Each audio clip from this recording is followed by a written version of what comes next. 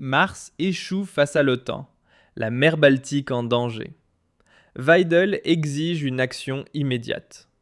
En tant que chancelier, Friedrich Merz avait fait une promesse précise, celle qui touchait vraiment les Allemands au plus profond, la sécurité. Après le choc de l'invasion totale de l'Ukraine par la Russie, après les promesses creuses et interminables du gouvernement feu tricolore, après ce fonds spécial de 100 milliards censé tout changer, Merz est arrivé et a déclaré d'une voix ferme « Avec moi, l'Allemagne redeviendra sûre, forte, capable de se défendre, respectée. » Et aujourd'hui, un peu plus d'un an plus tard, des avions de chasse russes survolent la Baltique sans transpondeur, violent impunément l'espace aérien des alliés de l'OTAN, et la Bundeswehr n'est même pas capable de chauffer correctement ses propres casernes.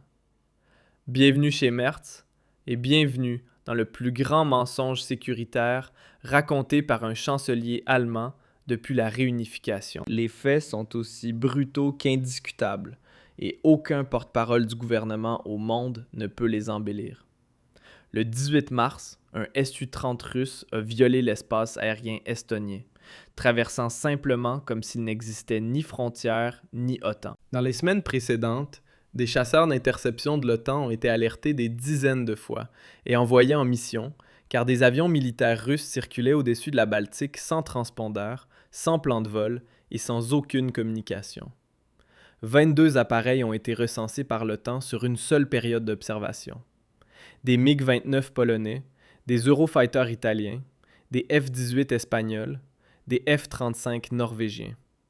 Tous mobilisés, tous en action, sauf la Bundeswehr. L'OTAN classe désormais le niveau de menace dans toute la région baltique comme critique, au plus haut degré d'alerte. Et l'Allemagne, pays disposant de l'une des plus longues façades maritimes sur la Baltique parmi les membres de l'OTAN, se retrouve avec des forces armées considérées à l'international comme un cas problématique et régulièrement classées dernières lors des exercices conjoints. Merz avait pourtant tous les leviers en main. Un fonds spécial de 100 milliards, un consensus parlementaire inédit en faveur du réarmement, une population qui, depuis le 24 février 2022, a soudain compris que la paix ne se garantit ni par l'aveuglement, ni par les vœux pieux. Et qu'a-t-il fait de cette opportunité historique ? De la bureaucratie.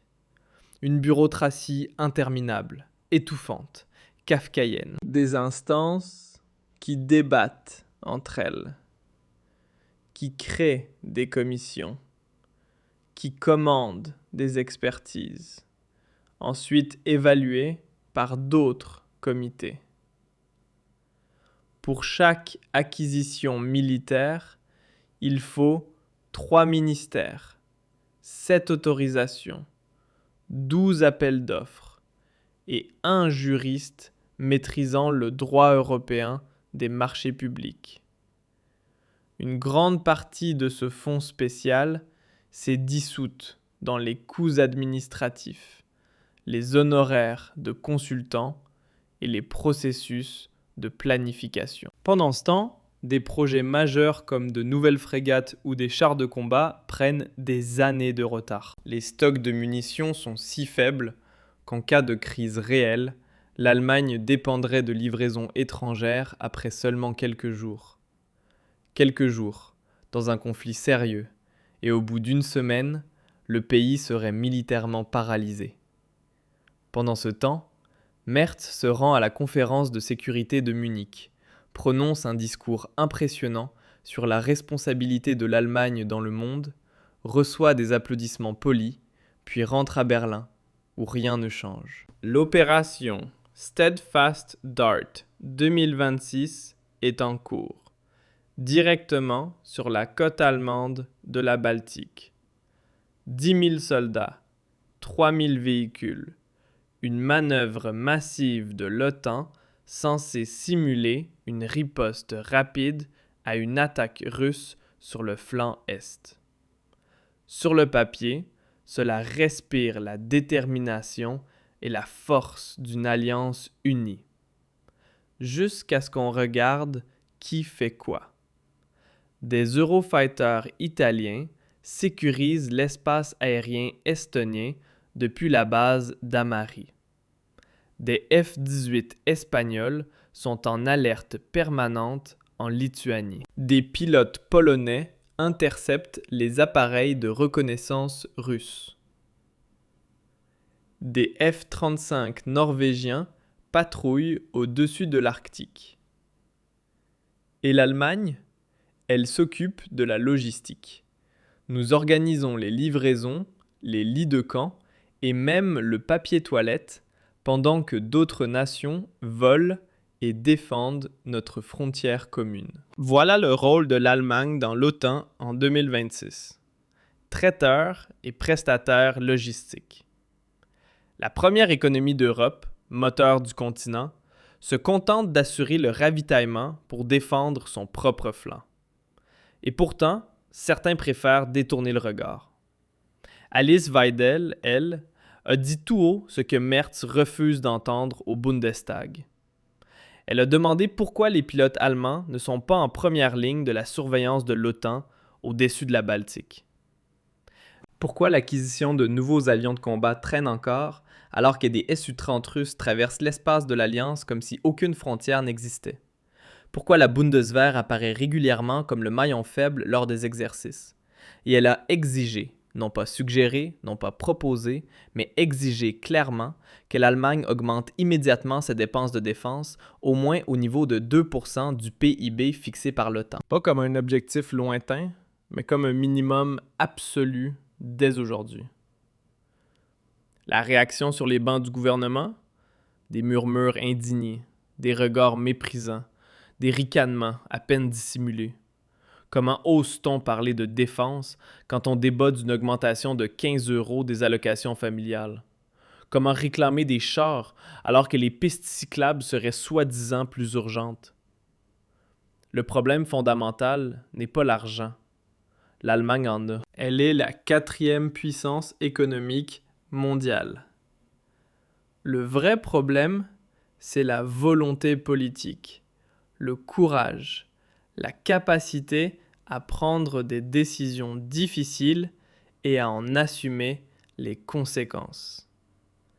Merz et son ministre de la Défense parlent sans cesse de modernisation, mais agissent comme de simples gestionnaires de pénurie. On administre au lieu de diriger. On planifie au lieu d'agir. On discute au lieu de décider. On produit des présentations PowerPoint pendant que Poutine renforce son armée en temps réel. Et pendant ce temps, la Russie teste chaque jour un peu plus loin les limites de ce qui est possible. Chaque jour sans réaction est pour elle une invitation à aller plus loin. Les pays nordiques, eux, montrent ce que signifie une politique de sécurité prise au sérieux. La Suède a massivement augmenté ses dépenses militaires depuis son entrée dans l'OTAN et a rétabli le service militaire. La Finlande a renforcé son artillerie, commandé de nouveaux chars et construit la plus grande force d'artillerie d'Europe occidentale. La Norvège investit des milliards dans la lutte anti-sous-marine, la défense côtière et la modernisation de sa marine.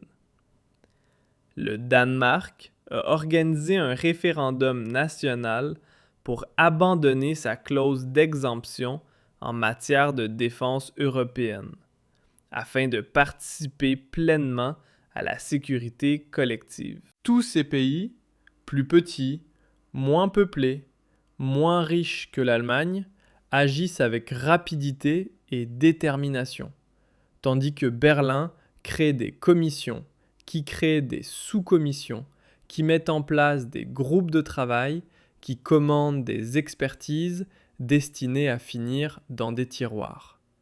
Et puis, il y a la question des câbles sous-marins et des pipelines.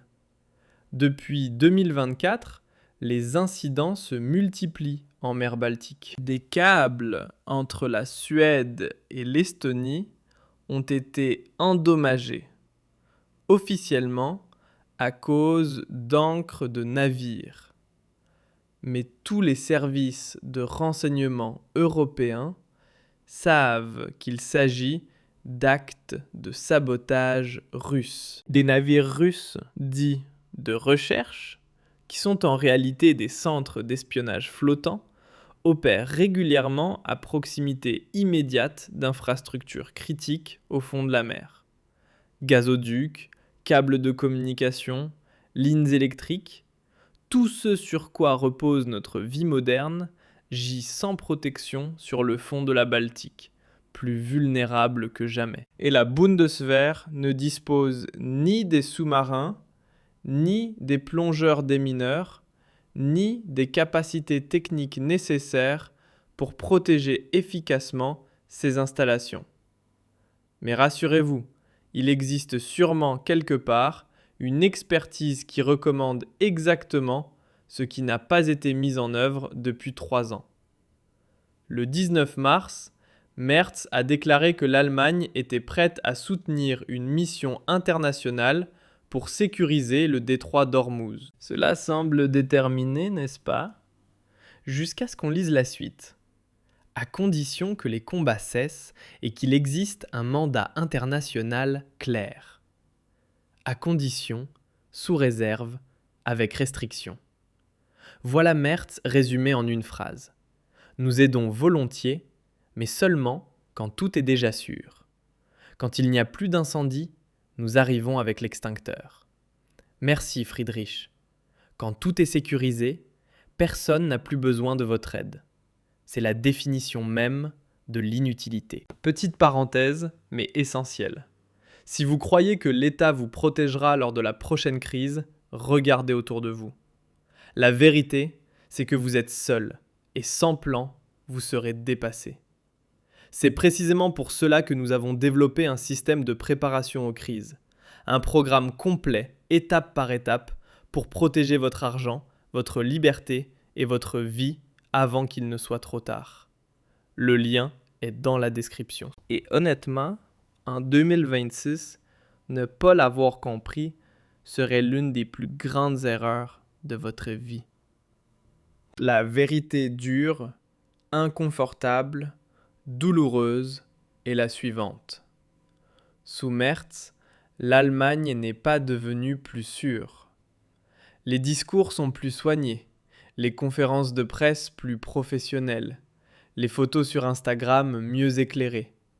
Mais les casernes sont toujours aussi délabrées, les stocks de munitions toujours aussi vides, les procédures d'acquisition toujours aussi lentes qu'à l'époque de Scholz, de Merkel et de tous les chanceliers avant eux. La mer Baltique se réchauffe, les provocations s'intensifient, et l'Allemagne se tient là avec une armée qui, lors des exercices, imite le bruit des chars avec la bouche. Abonnez-vous à la chaîne, partagez cette vidéo, car la Baltique n'attend pas la bureaucratie allemande. Poutine n'attend pas les appels d'offres allemands. Et l'histoire ne demandera pas si Merz a prononcé les bons discours. Elle demandera s'il a agi quand il le fallait. Et nous connaissons tous la réponse. Monsieur